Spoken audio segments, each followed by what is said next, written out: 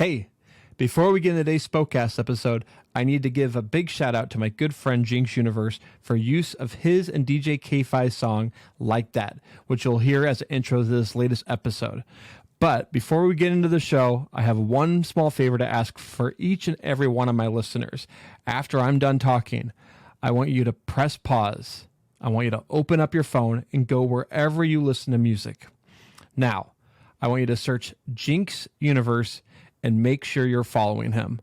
On Spotify, all you have to do is press that follow button. And on Apple, all you have to do is press the star button on his artist page. And after you're done doing that, I want you to do yourself a big favor and add his album, Make It Look Good, to your library. Now, all together, let's pause the podcast.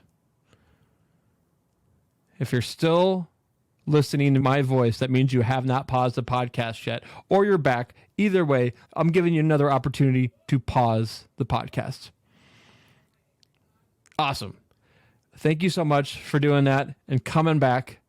Now, here's the latest episode of Spokast with the intro song Like That from DJ K5 and Jinx Universe. Peace. Tupac's greatest hits. Speaking of changes, I want to change this game like I'm losing in Madden 30-6. Like that, y'all. Some people, they fiend for things they've already seen. I think they wanted me to be like that, y'all. But it wasn't my scene. I started doing these things that made them say they can't do it like that, y'all.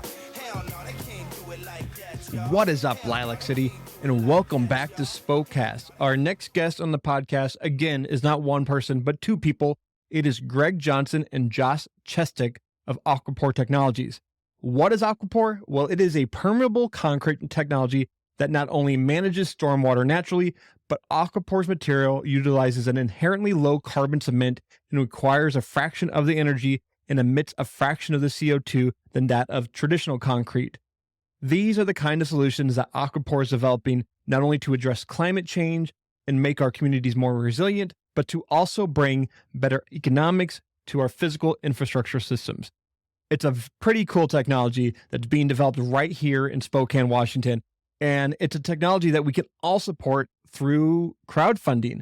Now, where most companies look for private investors, angel investors to get their product off the ground, AquiPor has turned to crowdfunding as a means to help raise capital through Start Engine, which is, I can only best describe it as being similar to Kickstarter, but focuses primarily on helping tech startups like AquiPor raise the necessary capital to test and launch their product. Unlike Kickstarter, when you support a company like AquiPor, your money becomes an equity investment. I myself became an investor back in 2020 when they ran their first campaign. So hopefully someday my $1,000 that I invested will turn into a lot more, maybe even $1 million. But and I'm sure Greg is cringing as I say that. I've also worked with Greg on his podcast, Water Voice, for the last 3 years. And on that podcast, he has had conversations with guests from all over the world who work to maintain waterways and join him to talk about solutions to water conservation problems that we are facing all over the globe. This past 3 years, I've had so much opportunity to learn about water conservation through AquiPor and their podcast, with my work with the Spokane Conservation District and their podcast, Rocks to Roots, and with Jerry White he's a former director of the Spokane Riverkeeper. And I just have to say, our world is in dire straits when it comes to water conservation. And it's companies like AquiPor that are working very, very, very hard to change that. And that is why, I had to have them on the podcast, not only because I want people to know about AquiPor, but because what they're doing is going to make a difference in our world. And the more and more people that can learn about it and can maybe invest in it or spread the word to other people, the more we'll have technologies like this that can actually help change our future and help conserve water, which, the world just does not have enough of for the foreseeable future. So if you want to learn more about AquiPor, visit their website, aquipor.com. And if you're interested in becoming an investor, visit startengine.com/offering/AquiPor or search for AquiPor on Start Engine. I'm very excited for you to listen to this episode. I had a great time talking with Greg and Josh, and it's really cool to see two Spokane guys who were born and raised in Spokane create a technology here in Spokane and, make our city proud. It's people like Greg and Josh that are really changing the world, and they're doing it here in Spokane. And I can't say that enough. It's so freaking cool that they're doing it here in Spokane. So but before we get into the full episode, let's give a shout out to our sponsors and our Spokastanites. Main Market Food Co-op was founded in 2010 with just 700 member owners.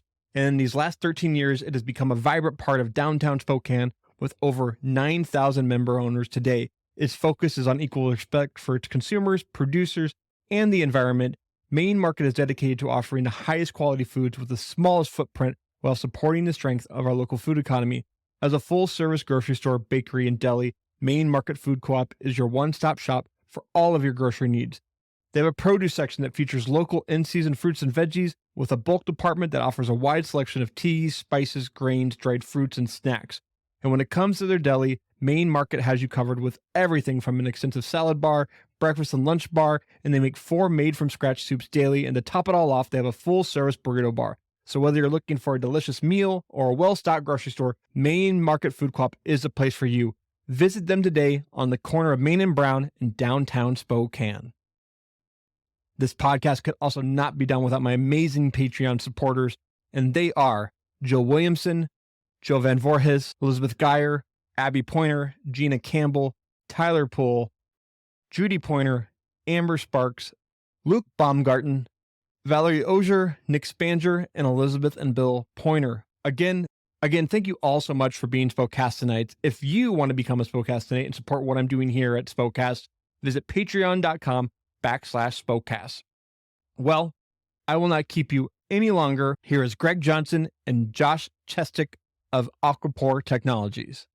This is Spokast. So I'm sitting here with, is this the full team of AquiPor? Greg Johnson and Josh, and Josh, is it Chastek. Chastek, okay. How are you guys doing today? Doing awesome. Doing great. You're gonna get just a tiny little closer to the mic. Awesome. So I always start the show with asking, like, born and raised in Spokane. You're both Spokane boys, right? Both Spokane boys, born and raised. Yeah. And both G Prep? G Prep. Wow. What was were you both, you're G Prep in like the 90s? Yeah, 2000. 2000. You graduated 2000. Yeah. And then when you 2007. Okay. And Greg, you're way too humble. I did not know you were the GSL MVP, like Player of the Year in 2000. Yeah, I used to play basketball. That was that was my sport. That's amazing. That's so, like, 2000. That was like, that was when Gonzaga, the university, was like they had just done like probably 2 runs in the tournament. Like, I'm sure you were a huge fan of Gonzaga at the time. Huge fan. It was that was a fun time. So that was when 99 I think is when they made their deep run. Yeah. Their first deep run to the Elite Eight. And I remember at prep we got the day off. I think they played. They gave us one of those days off. They might have played Minnesota in the second round. Yeah. And we had the day off. We all gathered around and we watched the game. But I remember back then, I think of like Mike Nielsen, Matt Santangelo, Casey Calvary, those guys. That was my favorite Gonzaga team ever. And so, yeah, we grew up kind of, in a sense, idolizing them, not even from afar, because I feel like even at prep, we had like a faculty and student game, and some of those guys showed up and played with us. Oh, yeah. So it was wild. But I got to ask, like, were there any hopes and dreams of playing for Gonzaga? Absolutely. Yeah. And I, to this day, have, no, I shouldn't say to this day, but I always had a chip on my shoulder. Now, keep in mind, I'm 5'10", and, right. and I might have thought I was quick at the time and had certain abilities. There's a lot of local guys that I grew up with, playing with, that I think should have probably been in Gonzaga uniforms that weren't. And so, part of me is like, I kind of carry that around, but I absolutely had aspirations to play there. Totally. Honestly, it probably wasn't that like far-fetched, considering like it was the beginning of Gonzaga. So like it wasn't like they were getting really big recruits at the time. I think that whole run kind of changed that, I think, right? It definitely did. I could have probably walked on there. And they had guys coming in that were great players too. I mean, like Blake Stepp, 6'4", point guard, should have had probably a long NBA career, quite frankly, but he had some knee injuries and stuff like that. So they started bringing in guys that absolutely could play, but our little group, the guys, I mean, I can name names. I mean, Eric Benzel, Danny Pariseau. There is some kids around town that should have probably been in Gonzaga uniforms, I thought, but absolutely. And then you went to Carroll College, right? I did. In Helena, Montana. Yep. You played basketball there? Yeah. I did, yeah. What about you, Josh? What were you doing in high school? So I played football, I wrestled, but I was big into mountain biking. Okay. So spring sports were off the table there. Yeah. And then by senior year, I was, I started a $135 freshman year, and I ended at $145, $150. So football was kind of off the table. I was getting smashed. So Yeah. So do you mountain bike still?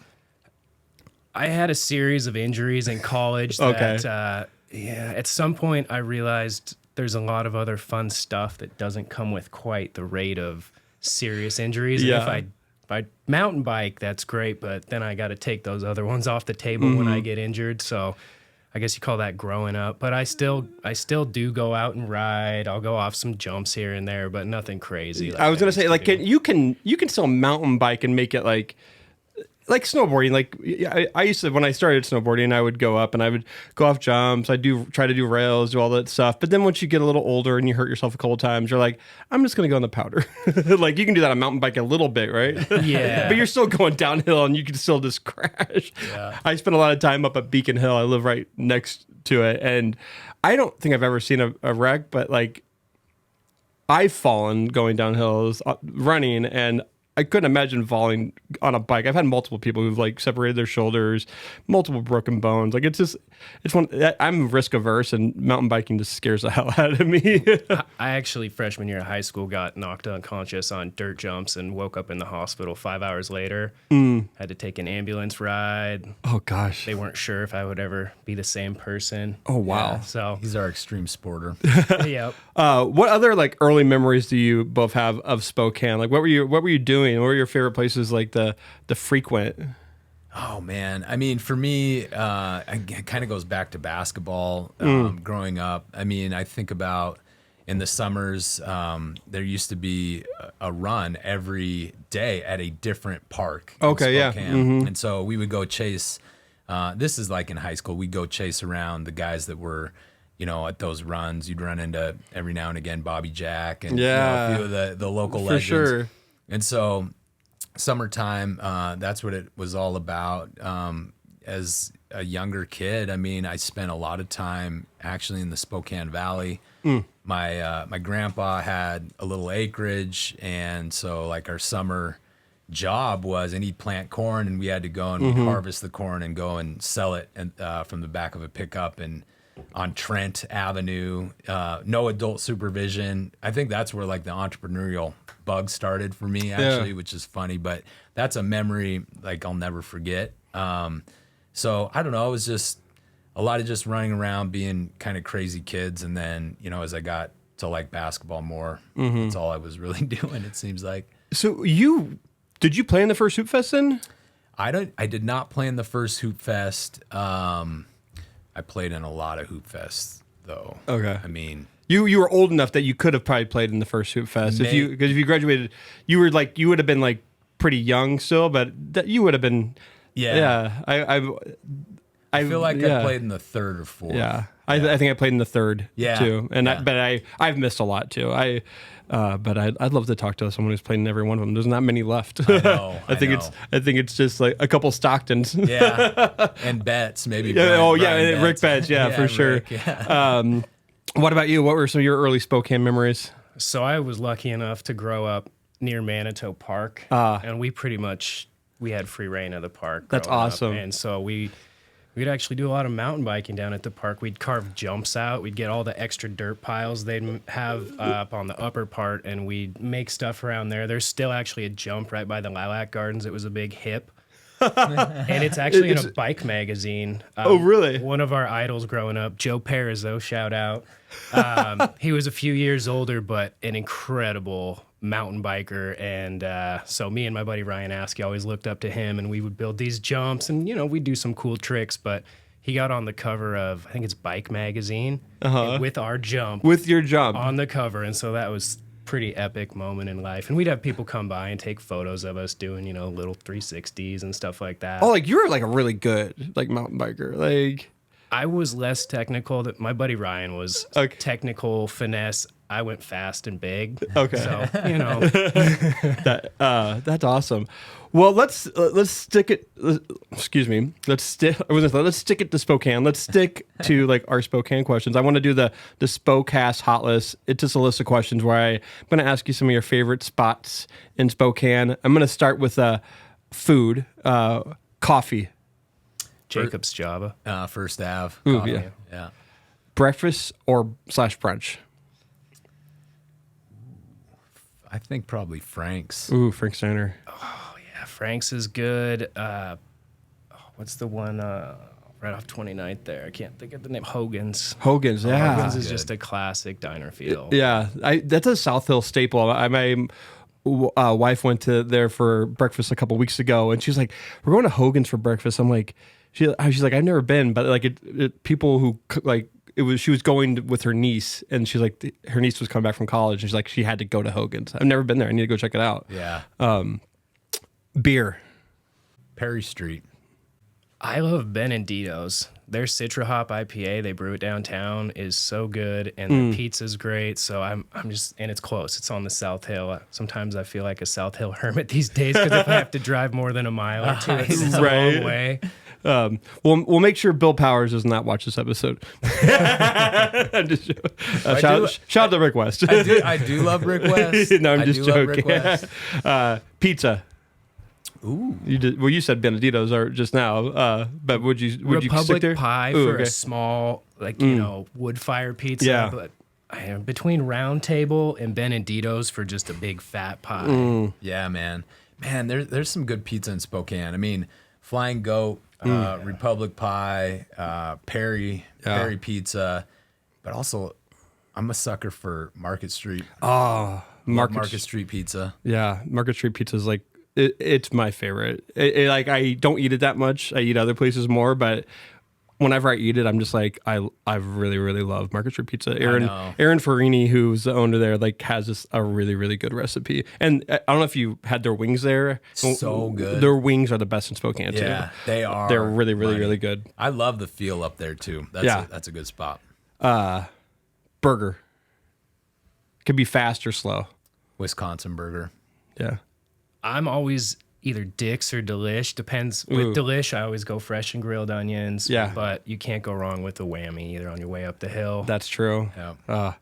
Let's go to neighborhood. Ooh. I love my neighborhood up on the South Hill. Yeah. It's cool because we've got a lot of great schools, lots of parks, and Manitou Boulevard, I would say, is one of... It's so nice. You can get all the way from my house to Manitou Park, and you only cross Grand once, and then you're on the boulevard covered by trees, beautiful in the fall. It is a very special place. Mm-hmm. Yeah.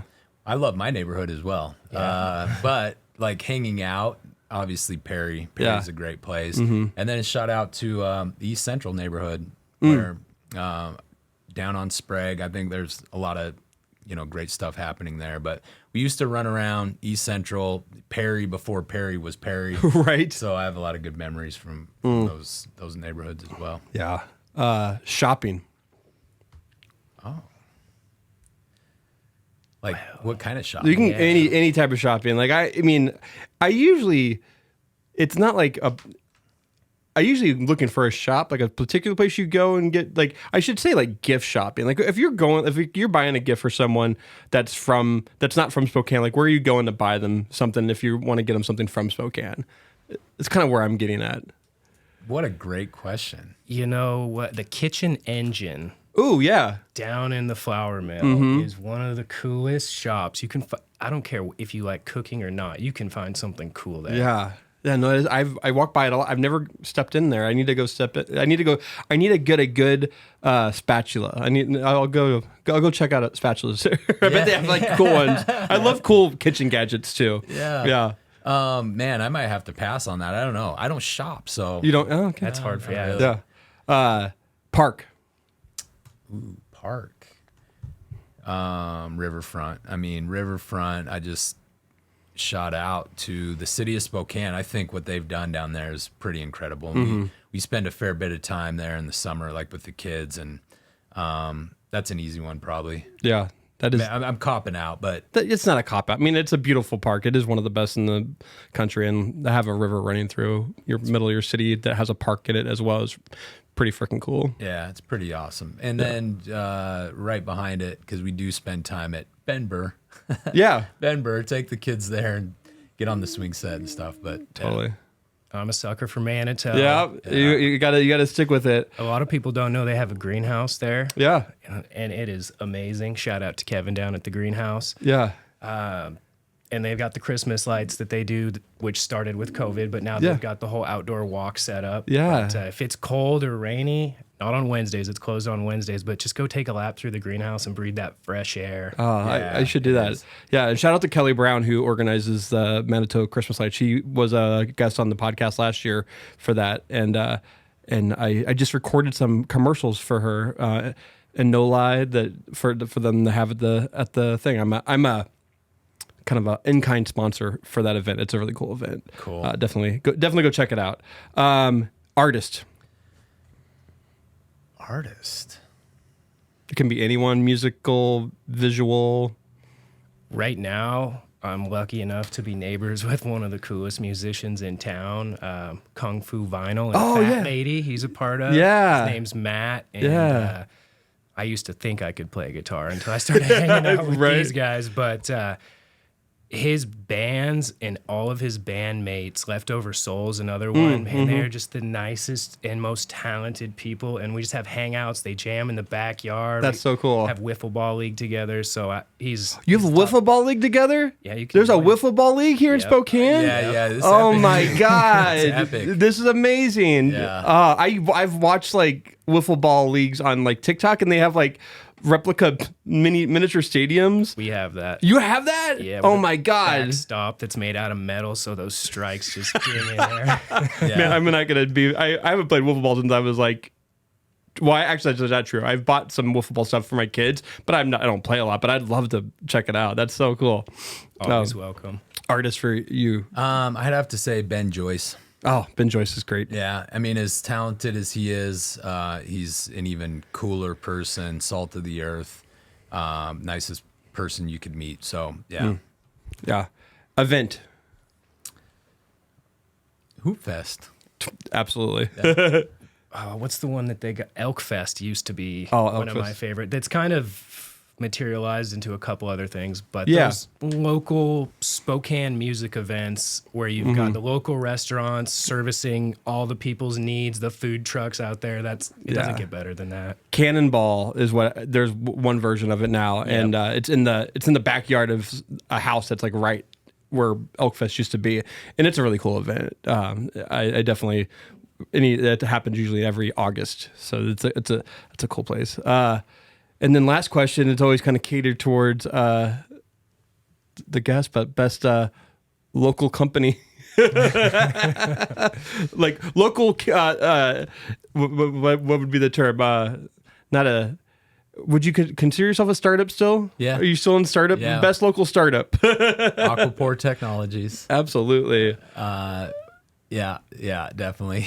There's not even an It's just AquiPor, man. I guess I'm still technically a startup, but I'm still like in the pre-startup phase. I need to keep on starting up. Let's talk about AquiPor. I mean, that's what we're here to talk about. It's a porous concrete technology that you've created over the started in 2015. Yep. And in the most like layperson's terms, like explain the product of AquiPor.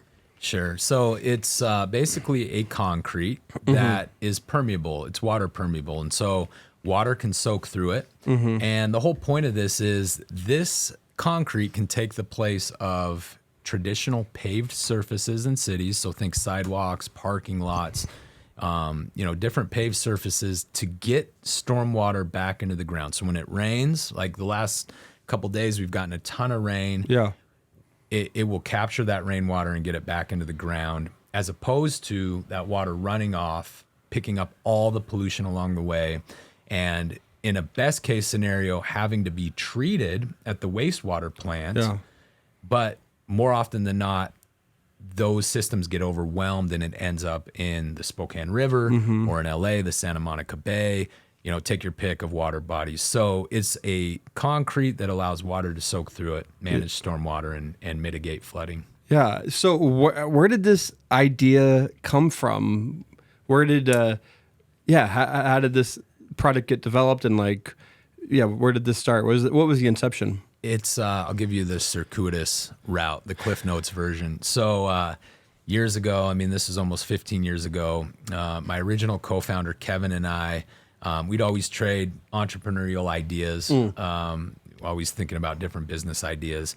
And he was at Washington State. He was friends with a kid that was from China. They were in a class and they were talking about green infrastructure and stormwater and these different things. And the kid mentioned to Kevin, well, my family has ownership in a refractory business. Like they make bricks. And one of their products is this water porous tile. And they use it in China to deal with standing water. And I was like, okay, cool. Kevin's telling me all this, and I'm like, have him send a sample. I'm like, because I had been working in real estate development for a little bit, and that was always a pain point for developers is managing stormwater on site. And I said, have them send a sample because there's a market for something like this right now. Yeah. And they did, and we were super ambitious and didn't know what in the hell we were doing, and took a couple trips out to China, negotiated like an exclusive distribution agreement for this product, and then we found ourselves importing this product. So we started our first business and just rolled our sleeves up, got in the door with a bunch of architects and engineers, started getting projects, came to find out that product, wasn't great, and we had all these quality control issues. It was kind of a mess. And we knew from the beginning, we wanted to figure out how to make our own product, have our own technology. And around that same time, and this is like 2014, we met a material scientist, professional engineer here in Spokane, who is a very close business partner to this day. Matt Russell, he's our inventor of the technology now. But we showed him what we were trying to do. He was working on his own concrete technology, and he's like, he takes the old product, he like breaks it down, assayed it. He's like, well, this isn't going to work because of this. He had like a litany of reasons. We're like, all right, can you prototype for us? And he did. We were blown away, and the rest is history. We're like, let's start AquiPor and start building this. So permeable surfaces have existed for a long time, right? And what makes AquiPor different? Can you explain that? Because that was the one thing that I was like, I think I just learned last week about the filtration of it. I think the water goes in, but it also leaves behind some of the crap that's in it. And that's another thing that makes AquiPor really unique is that you think about BPAs, micro style, this really stuff that's bad for the water, to go into the ground. Explain that. Yeah, extremely different technology. And Josh, this is really your wheelhouse. Josh can talk more about what we've developed.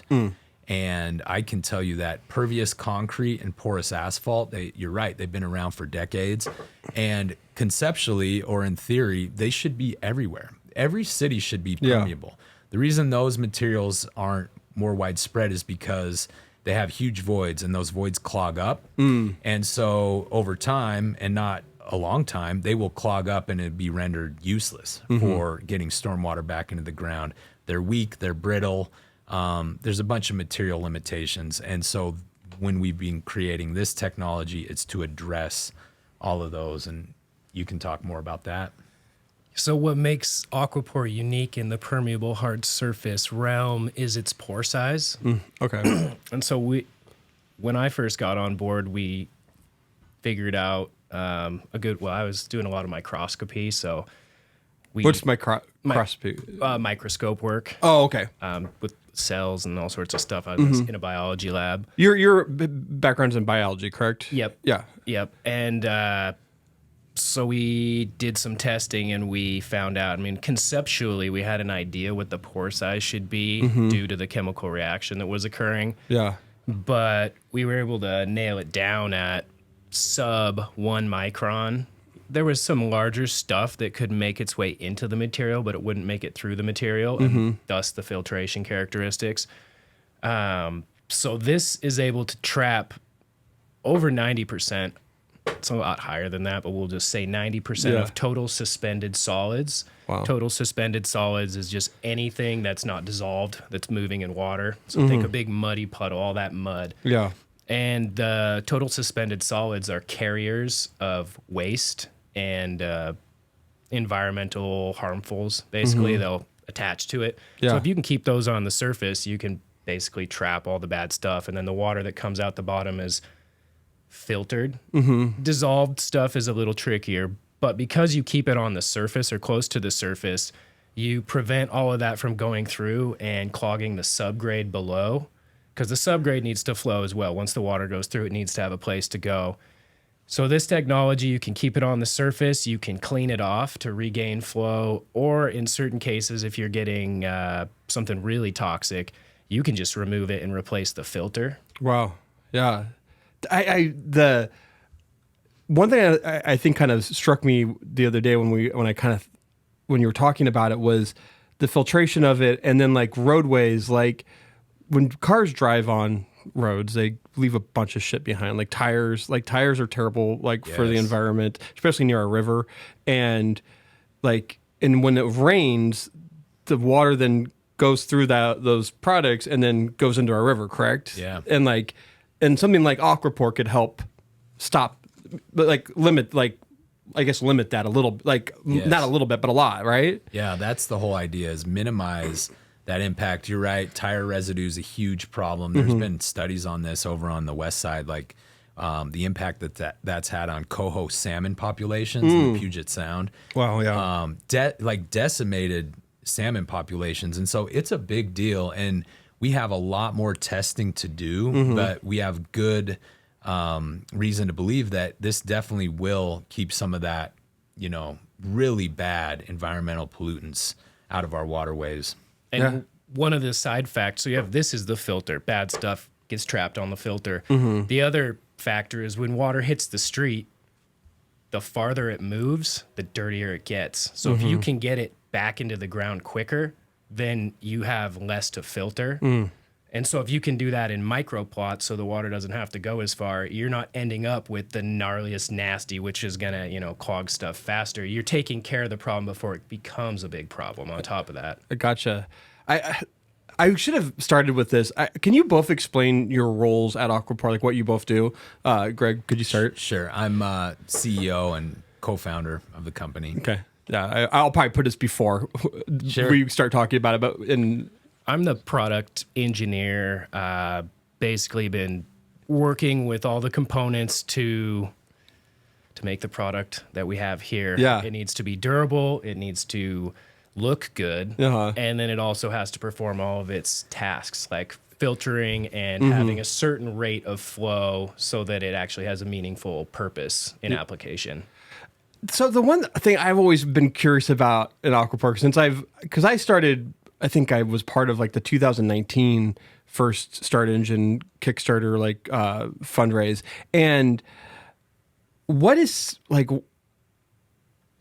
a lot of the talk has been you talking about curbing or and using it as a way to push water towards it, right? On surfaces that aren't porous, but what's stopping you from making this highways and roadways and sidewalks to be completely made of this product? Is it cost? Is it just not?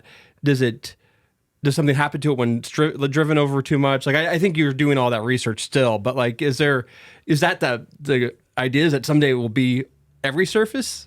That would be amazing. Right now, yeah, and that's not totally outlandish. Right. Like, that's, we have our eyes on that. But right now, this is going to be more expensive. That'd be too expensive to, pave a road with. Yeah. And then we also have a final process, or a final piece of the process. We do have to heat this. It's low heat, but you do have to get it up to a couple hundred degrees, and that facilitates the permeability. And so if you're pouring, a roadway or paving a roadway, that would be an extra step, obviously. Yeah. So we're nearing some cool stuff on that end, but we'll start with the precast for now. This version that you have in front of us, it's right here. If you're looking on video, it's like it looks like it's a brick. It's kind of like, it looks like you could also put this stuff into your yard or into your, but like that's just like a sample, correct? Like that's not you wouldn't be making it precast like that in bricks, would you? Or is that another option? We could. Yeah. Yeah. But so for when you're doing a bunch of different iterations of something, smaller samples is better because you're using less material to gain the information that we need. Our hardcast hardscape installer expert kind of pointed us to the most commonly used pavers in the whole industry. Like in general, if you're just going to pick two types to make, what would, cross the most T's, dot the most I's? And the basic Holland 4x8 and then the interlocking are very common. Belgard and all the other companies use them. So we figured, why not start with what everyone's already using? Gotcha. And we have actually made full sidewalk panels. We have forms for that, and we've manufactured and we've installed a few of them. We then changed our forms. We found a company that makes rubber molds, and the rubber molds are really nice, even with regular concrete, because it used to be traditionally as just a metal pan, or you have something where you put it together and then you have to take the whole form apart. And you got to break it out of there. It's really a pain in the rear. The rubber's nice because you can just bend it and it slides right out. And then we can add textures and surfacing and stuff like that to it. So we've switched to the rubber molds, and now we're working our way up in the size of the rubber molds and making sure that as we go bigger, we're getting the same performance as expected, which we are. And so it's been really positive. That's initially, like, this product, like where do you see it at mostly? Like, I know you're in the process of some projects that you're working on. Like, where would you, like, ideally, where would you put this, like, on a street? I would say anytime it rains, where is there a puddle of water? Okay. It's like standing. Or if you look even on my street on the, up on the South Hill there, you'll get these just strips where 2 feet out from the sidewalk, or just the best example, Super One parking lot. That thing will have geysers coming out of it, backflowing, and you're on the top of the hill. Well, if you picked the critical locations and you put small plots of that there, that would mitigate that water. And this is under extreme rain events that this happens. Right, yeah. And then if there's other technologies like a drain on the side of the road that gets clogged, you could have AquiPor before and after as backup. Or if you have AquiPor along the way to the drain, you're reducing the amount of water that goes into the drain, thus reducing the impact on the gray water infrastructure. Yeah. And all that's going and getting mixed with our human waste. So you're taking rainwater and mixing it with really dirty water, then paying a lot of money to clean it. Well, if you could keep the rainwater out, then you have less for the plant to have to clean. You just have money savings there and less stress on the infrastructure. Yeah. Yeah. I mean, I see this. I mean, today, I agree 100% that's where there'll be very, specific designs that incorporate this as a filter. But I do see this paving thousands of miles of sidewalk infrastructure in the future. And I think what we're realizing, or we've long realized, we are just scratching, the surface of what this technology can do. Yeah. We've run some crowdfunding campaigns. We've raised some money. Very, very grateful for the ability to do that and get this started. But the reality is, as we continue on, we're going to need, to raise a lot more money and bring in like a full suite of technical and support staff, even PhD level. Yeah. minds on this, because in the end, and not to get down this rabbit hole, but if this is the pore size throughout this is measuring at a nanometer, I mean, a cubic inch of this material has the surface area of a football field. That opens up applications beyond. I mean, Right. we could talk about like back patios and stuff, but this Right. is like something I think this technology will span industry. So Yeah, I mean, I think it's cool that you could use it at your home and stuff like that. That's it's nice, but like like having cities use it in their infrastructure of like, I think people in Spokane will, if you've been here for the last 15 years, you've definitely probably been like, there's been a lot of streets have been shut down for these big holding tanks for wastewater. Like all the water runoff goes into these big tanks. They're like, there's some on the South Hill. There's a couple all over Spokane. They're humongous things that the city built to have the water flow to our wastewater treatment facility. And I think the one thing I've heard you tell is like, if AquiPor had existed at a functional level back when that was being developed, like we might not have had to have these humongous wastewater tanks holding the water, right? yeah. I mean, we've modeled it out, and they've done a good job. Actually, the stormwater infrastructure plan, the capital project they put in, has helped a lot. Yeah. They've done a good job with that. But what we're looking at, and we don't want to replace any of that, but what we're saying is, I mean, we modeled it out, and this is all internal data, right? But it's like 1 mile of AquiPor sidewalks with, given Spokane's annual rain amounts, we can get 2 million gallons of stormwater back in the ground. We could do a 1 mile project for a couple $1,000,000, whereas the tank underneath near the library, Yeah, near the library. that was a $30 million project just to put that tank in, and its capacity is 2 million gallons. Oh, gosh. So we're talking like potentially a fraction of the cost to do that. Now, we have to get it out there and prove that out at scale. But the point is, this will help, I guess, lessen the need for such capital intensive infrastructure like that. Yeah. You're the inventor is Matt Russell. I've had the pleasure of sitting in a couple of podcasts with him, and whenever I hear him talk about it, and him comparing it to Portland cement, which is terrible for the environment. Like whenever I hear him talk about AquiPor, he's very excited, and he thinks that it could change the world. Like, and because this isn't being developed anywhere, no one else is making this, correct? That's correct. Yeah. And you have patents and everything on this. Like you hold the rights to it, and if anyone had to create it, like you would then give them the rights to create it, correct? Like that's the idea of it. Like if someone in like Cincinnati wanted to use it, they could. Yeah, we would license it out to them, and the thing is, and Matt holds the patents, and we have rights to the specific rights to Gotcha. them. But also, if someone tried to, I mean, anyone can do anything really, but if someone went and tried to like reverse engineer this and set up this business, I would just be like, good luck to you, dude. Yeah, have fun. Right. Yeah, I mean, you started this in 2015. It's 2023 right now, and what was the beginnings like? Was it you and Kevin just kind of testing stuff, and with Bill, I call him Bill, with Matt?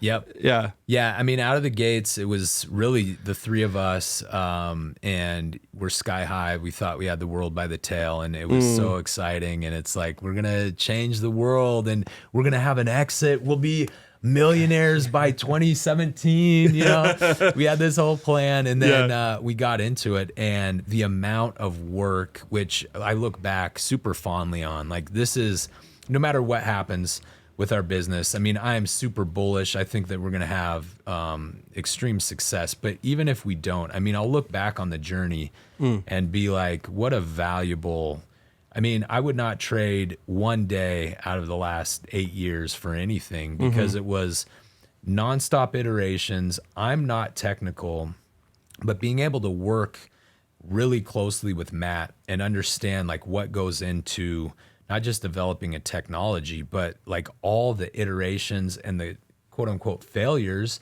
that you have every day, and they're not failures. They're a step. It's incremental progress every day. And this is fourth iteration of the technology. So it's not like, we just snapped our fingers and had a permeable concrete, so. What has been the biggest hurdle in creating, this product?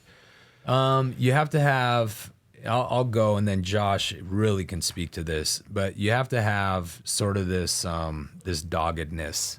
And so having patience, I've had to learn that. And then, a hurdle would be capital. I mean, I look at other companies. There's a company called Brimstone that Bill Gates funded, and they raised, and they're not doing the same thing. It's a green cement. Okay. They raised $60 million recently to go into a pilot stage, which we're essentially at that stage. Yeah.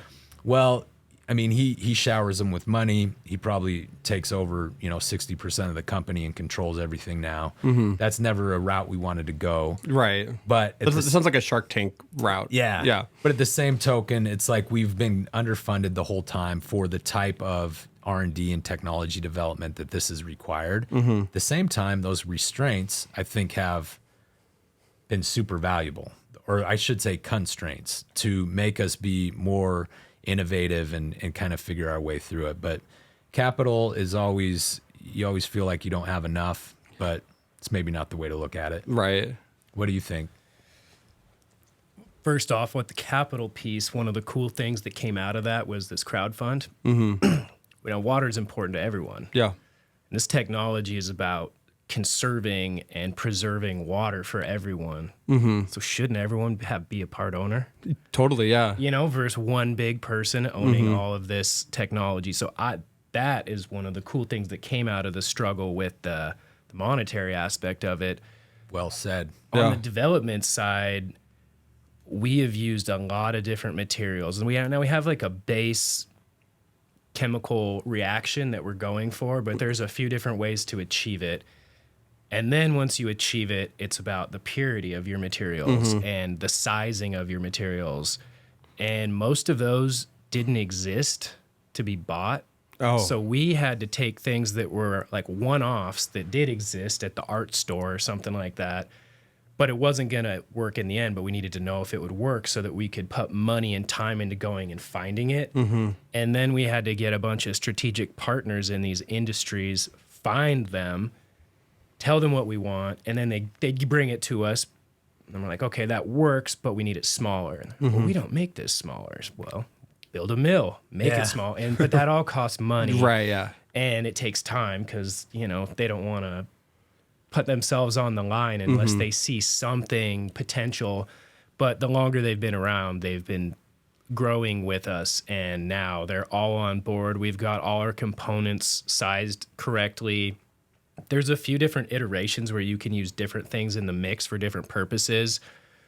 For this exact product, permeable filter, we don't need all of the components we thought we did, scalping agents and stuff like that, but you can still use those in other applications. So I got a bunch of these notebooks, and they're cookbooks, all different recipes, and then we've got our baseline recipes for certain purposes, and then depending on the scenario, you could spice it up, or if you were worried about something happening in the long term, you could tweak it with one of these other spices in the mix to change the outcome of the product. How many different mixes do you have? Hundreds. Oh, hundreds. Like there's ones that can make it more stronger, or like, but does it lose some of its like does it lose some of how porous it is if it's stronger? Like, in general, if there's more pores, you're gonna have less strength. But there's ways on the backbone of the chemistry to up the strength, but that's really tricky to do at a large scale. They do it on micro scale in the lab, but doing it in a 500-pound mixing barrel is all of a sudden different. And a lot of these are exothermic reactions, so you have heat coming off of them, and that heat will actually drive the speed of the other reactions, and then you can have problems because things don't get a full amount of time to cook. It'll set up too fast, or it just gets so hot that you can't even touch it. Like some of our mixes will go above 160 degrees. So Wow. it's like if it comes out on you, or if you're getting close to it, it's just really hard to work with Yeah. material that's that hot. So mitigating the release of that exothermic energy is a trick. And so we've got a lot of tricks to do that chemically and physically. Like you can just use cold temperatures. That's one way to help do it, but also mixing order and understanding what reactions are happening when, and then trying to link those reactions into an order so that you get all of them fully reacted, and then you get your final reaction. And you get the right, and then that makes the right product. Yeah. But if anything goes wrong in that process, it could kind of get screwed up. Yeah, you'll still get a hard brick that'll look like this, but it either won't flow or it won't actually be strong. It'll feel strong, but it's like you just crisp the outside, but the inside's still doughy. It would still be hard, like in the inside, but you wouldn't get its full strength. Right. I should ask, like, what traps the particles in there? Like when water's running through it, and like if the water has some sort of beat like really microplastics, and those get stuck in it. Like what keeps it stuck in there? So the pores are not like linear. They're not just straight from the top to the bottom. They're like clusters of pores. So the water is moving in all directions. And we talked a little bit about surface tension last time. But because the pores are small, it can mechanically pull the water side to side, top to bottom. Oh, wow. And as you're driving water through all these tiny little holes, stuff starts to get caught. And actually, once you get a little buildup, the filtration increases, because then you're getting the pressure, and a few components will come together and get wedged in. Water can still go through, but now you'll start catching other, and you might clog some of the pores, but then water can go around it. Wow. And so you'll build up like a net of garbage on there, and that'll actually increase your filtration rate. And then you can clean all that off. Yeah, that's interesting. Regain the flow. That's so cool. One of the reasons why I wanted to have you on right now is because you're currently in the middle of a crowdfund. This is your third crowdfund over the last 4 years with, and you're working with Start Engine. The best way I can explain Start Engine is it's like a Kickstarter, kind of, because in that, like, you can invest into your company, and then and eventually someday, hopefully, you can cash that investment out, correct? Like, but like right now you're on Start Engine. Like, can you explain that, like what this crowdfunding is, like, how, because it is a little different than Kickstarter. yeah, for sure. So the main difference, like with Start Engine, we're doing an equity crowdfunding campaign, and so if you give us money, instead of getting a t-shirt or like a brick, for example, you get stock in our company. And so really it's like buying shares of a public company. Like if you have a, TD Ameritrade account, or, whatever type of account, you want to buy stock of Apple or Cisco or whatever, a public stock. Same thing. The only difference is our shares right now are illiquid, and so you own stock in a private company, and if we have a liquidity event down the road, which is us being acquired for a lot of money, or we take the company public, at that point, our early investors would be able to sell their shares ideally at a profit. So if we're successful, our crowdfund investors are successful, basically. Would the investors be able to reinvest back into it? Like, if I didn't want to take my money, I could just keep it in that. You could definitely hold on to it. Okay. Yeah, and then just see where it goes. Yeah. That's interesting. Because currently you can buy. I had it up and now it's gone. Currently you can buy it at $2.81 per share. You have to do a minimum investment of $400. Yeah. But yeah, no, I mean, this is a great way to help a local company out. Like, this is really putting money back into your community and seeing it in action. Like, it is legitimately. We are so thankful for crowdfunding. Josh hit on it. It's been so important to the development and the work that's gotten done in our company. And what I think is amazing is everyday investors. So before 2012, I think when Obama passed the Jobs Act, And that's what this is sort of the result of. Before then, in order to invest in a private company like AquiPor, you had to be what's called an accredited investor. Right. And what that basically means is you had to be rich. You had to have over $1 million in net worth. And so all the venture capitalists and, the wealthy people, they had sort of a monopoly on investing in startups. Whereas everyday investors, that weren't millionaires, but wanted to invest in private companies, they didn't have that ability. And crowdfunding changed all that. We have, I think, 4,000 total investors. And besides the fact that it's like their funding has helped us develop all this, the amount of insight, and you'd be amazed. I mean, we have architects, engineers, developers, all these, professional industry people on our cap table that email or they'll call me every week and they have an idea. And they're like, hey, I'm Jim. I'm an investor from, like you said, the first crowdfund. Right. I'm with, an engineering firm out in the DC area, and, and they'll have some idea or some connect us to another person in their network. And it's just been incredible. The power of the crowd is nothing to scoff at. Yeah. And on the backbone of that, because the crowd is the backbone, kind of back to what is the purpose? How can you use this product? Yeah. I like to think of it like open source software, like open source engineering. And like Greg says, we get these micro investors from other countries. We got a guy from Ghana, for example, and he's like, my village could use this for this purpose. Yeah. And we couldn't have thought of that because we don't live there. We don't have all these scenarios. But he's like, I have a way that I could use this for my community.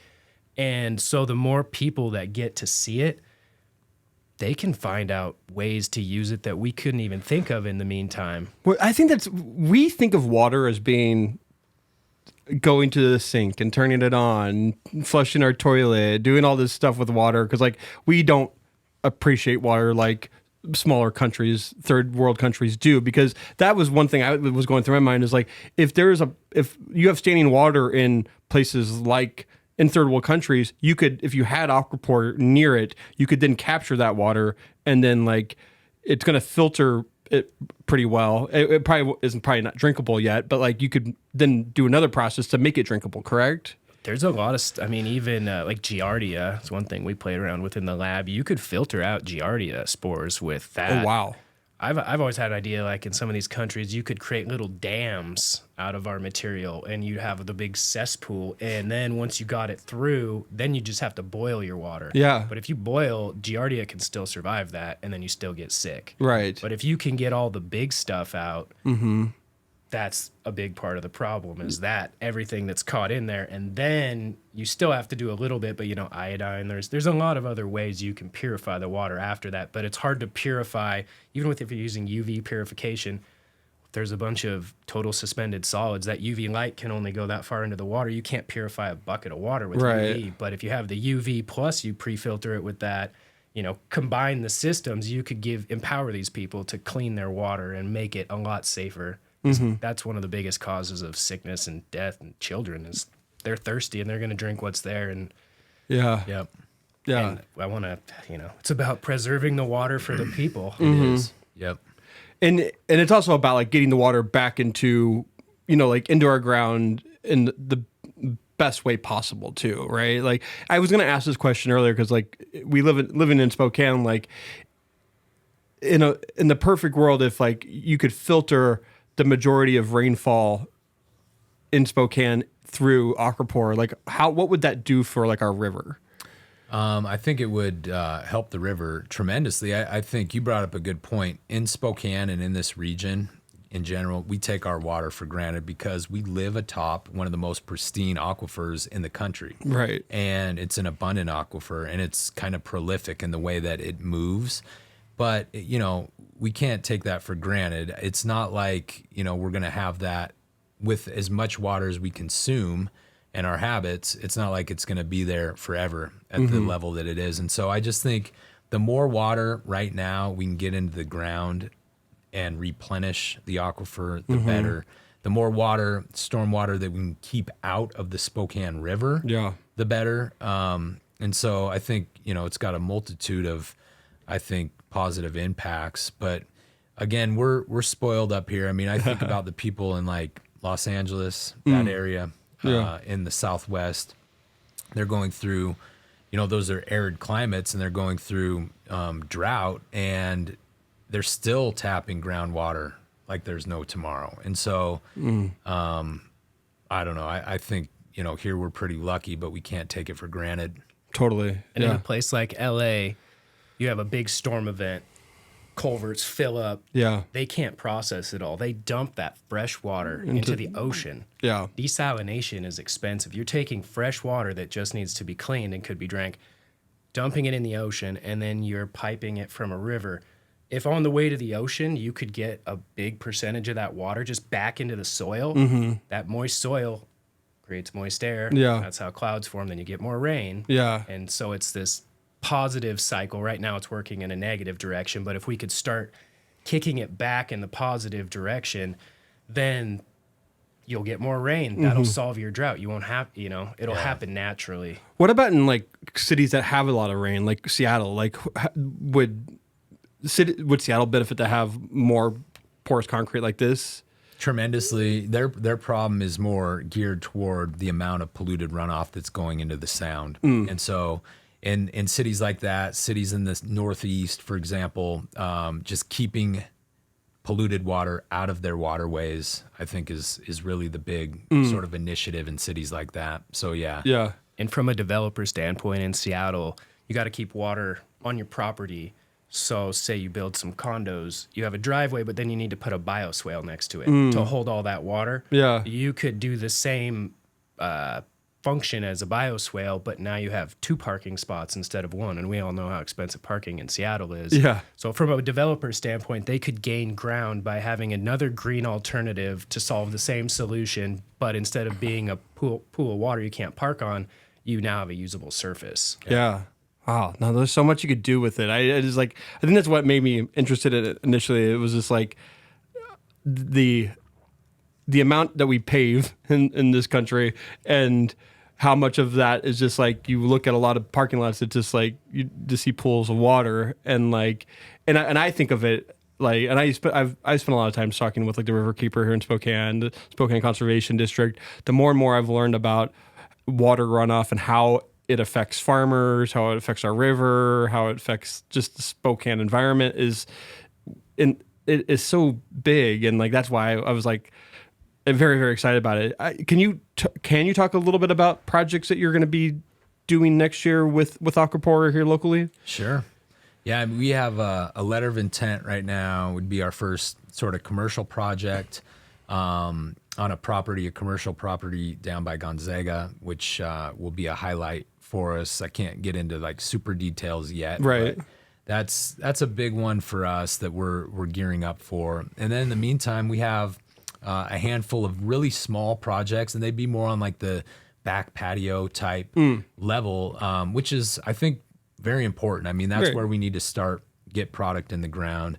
We have 3 or 4 of those on the docket. Hopefully we get those in the ground by early to late spring. And then the bigger project opportunities are outside of Spokane that we're working on, but Los Angeles area, there's a couple things going on, believe it or not, not believe it or not, it makes sense, like Miami-Dade County, where they have huge water issues there.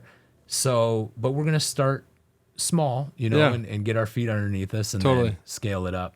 Absolutely. What were you going to say? I was going to say we're Spokane locals, so we like to grow it where we grew, Yeah. Well, I was even thinking, like, if you were to even put the application of it, like, even at the bottom of a driveway, like, you put it, like, having, like, I don't do this to my driveway, but, like, I know a lot of people put, like, crap on their driveway when it's cold, like, and then it runs off, and then it just goes right into the drain. Like, if you had to set the bottom of your driveway, you could catch a lot of that crap that runs off into the sewer and goes into our wastewater treatment plant, and just into the ground itself. Like, there's a lot. I mean, there's a lot of, when you build houses now, you make these really cool designs on driveways. Like, if you could make cool design with AquiPor, like being the filter, and then the other concrete being like the runoff, like pushing it towards AquiPor. Like there's so many things you could do with it at your house, like too. So and farmers I feel like could use it too to trap water and like reuse it in irrigation. And there's just so much you can do. That's a big one. Yeah. So blue-green algae blooms are a huge issue. They're becoming toxic, and a lot of that comes from the phosphorus and nitrogen and fertilizer and like so agricultural runoff. So you nailed it. Yeah. Another thing. I should also mention you're restarting your podcast, Water Voice, and it's a podcast that I help produce. I've been helping produce Water Voice for almost 3 years now. Yeah. I think our first meeting was in 2020 is when you got it started. And that's just a place where people can learn more about your product and more about just like how water is explain the podcast. I don't want to do it. Yeah. We talk more about kind of AquiPor and what we're doing, but a lot of it is sort of things that are coming across our desk that are relevant as it pertains to stormwater, groundwater depletion, the health of our rivers, lakes, streams, water bodies. And the thing is, this is not on people's radar in general. We don't even think about it. Yeah. But I think that water challenges in the 21st century, and we have a lot of them, are probably, I won't say the single most important environmental issue that we're dealing with, but it's right up there. And so we just bring awareness to, things happening, I guess, in the water world. Right. Absolutely. And then you can also stay in touch with what you're doing, AquiPor, like on your website. You're starting to do more monthly or quarterly Q&As where people can ask questions about AquiPor and how its uses, and especially if you're an investor, it's a good way to stay in contact with what you're doing, right? Yep, totally. Yeah, if you guys get any questions, just email them on over and we'll answer them. Yeah, info@aquapor.com. We're on Instagram and Facebook and all the things. So we're tuning into our live podcasts, and you can get a question on the prompter. Yeah, totally. Exactly. I should ask, when does the Start Engine crowdfund end? We're going to take it into the spring, I believe. I don't have a definitive end date, but we'll take it into the early spring.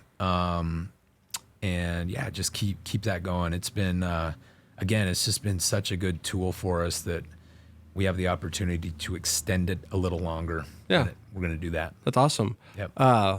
Well, thank you both so much for coming on Spokast. It's been a long time coming. I feel like I started Spokast back in 2019, and I actually I didn't know you at the time, but I was working with you at my old marketing agency, helping you guys do Facebook ads, and with when you were working with Houdini as well. And so I've just loved what you're doing. It's really cool, and it's really cool that you're a startup in Spokane that is creating a product that is great for the environment. That doesn't exist a lot, and it's happening here in Spokane. It's just really freaking amazing. It's cool. We appreciate it. And you keep up the great work too, man. what you're doing with Spokast and shining a light. There's so much cool stuff happening in Spokane. Mm-hmm. And I learn something new every time I listen to your podcast too. And I think you just keep up the good work, because I think there's a lot of people doing great things in the city, and you're shining a light on it. So I appreciate that. Well, before we go, I always have to ask one last question, and that is, why Spokane? Josh, I'll have you go first. Well, to be honest, when I grew up, you grow up in Spokane and you're used to Spokane and you want to get away. I went to Western Washington University for a while too. I ended up graduating from Eastern after going to a couple other colleges in between. Traveled over to Germany, studied abroad and stuff. And the more you travel, the more you realize what we have here is so special. And the community here, I was in Germany, and the coolest person I met at the bar was a guy from Spokane. That's amazing. And that happens all the time. That's so cool. Yeah. How about you, Greg? For me, Spokane is home. I love my city. It's given me a lot. So, from a kid to where I'm at today, the community's given me a lot. in any way that I can. I want to give back. And it's an amazing community, amazing city. This is where, when Robin and I, my wife, we were in Seattle living, we knew we wanted to come back and raise our family here. And there's a reason why. It's just, it's a special place with special people. And we've got that 509 grit. I mean, I don't know what else to say. Totally. I will echo that. Well, thank you, Greg. Thank you, Josh, for coming on and being on Spokast. It was a great conversation. And if you want to invest, go to startengine.com and search AquiPor and invest and make, do that minimum investment and become part of the community of AquiPor. It's a cool community, and I've learned so much, and I keep on learning so much. So again, thank you for listening. Until next time, peace. Tupac's greatest hits. Speaking of changes, I wanna change this game like I'm losing in Madden 30-6. Like that, y'all. Some people they fiend for things they've already seen. I think they wanted me to be like that, y'all. But it wasn't my scene. I started doing these things that made them say they can't do it like that, y'all. Hell no, they can't do it like that, y'all. Hell no, they can't do it like that, y'all. Hell no, they can't do it like that. Hold up. Without a day, hey, somebody better tell Ellen that I'm on the way. Somebody tell Charlamagne, hey, I'm on the way. There ain't a stage in this world that I couldn't play. Coachella with a full live band would make sense. DJ sets at Summer Jam makes